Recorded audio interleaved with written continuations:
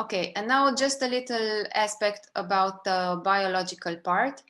So the mini implants, they don't get osteo-integrated like implants. We use the primary stability. The primary stability is the stability we get in the same day when we place the screw. This is the reason why it is so important to have this good cortical bone, a good quality bone around the implant, because it gives us the primary stability. It depends on the quantity and quality of the bone, and a close interface between the bone and the mini implant. And the secondary stability, which is in time, starting after the insertion, depends very much on the healing conditions and on the newly formed bone on the interface between the mini implant and the bone. So I won't insist about this, but I'm sure you know bones in the oral zone have different types. So we have a very dense bone in the retromolar area, in the mandible, and in the mental area. We have a second type in the maxillary anterior and lateral side of the mandible. D3 also in the maxilla, and D4 is the poorest bone. It's said to be in the retromolar area. So the bone we want in the for mini implants is somewhere between D2 and D3. The D1 is very dense and thus poorly vascularized.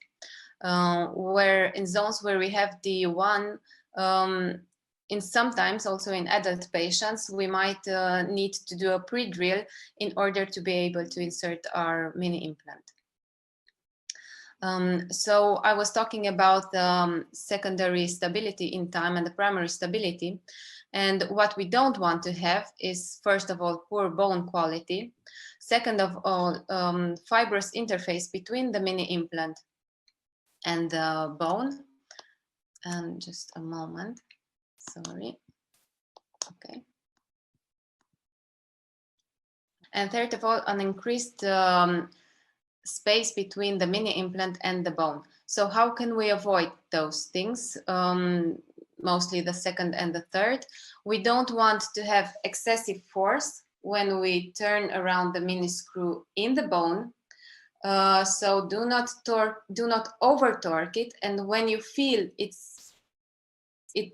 it's there, don't turn it more around. Don't overheat it. And when you have the, place it always in the long axis. Don't place it and wiggle with it, because it causes micro cracks between the mini implant and the bone. And this gives us an unfavorable result in the long time. So which are the factors that are influencing this success rate or failure rate? About the host, osteoporosis, smoking, age, and gender. Age and gender accordingly to some studies. About the surgery, the improper insertion size. About the bone, in not so good quality bone, the mucosa in the mobile mucosa, and we'll see afterwards. The lack of initial stability, excessive heat or pressure. If we use a drill, if we use a burr, don't choose the burr larger than the mini implant. Don't make the hole larger than the diameter of the mini implant. We won't get the primary stability. And what we do afterwards, the patient has to have a good oral hygiene to avoid inflammation and infection, of course.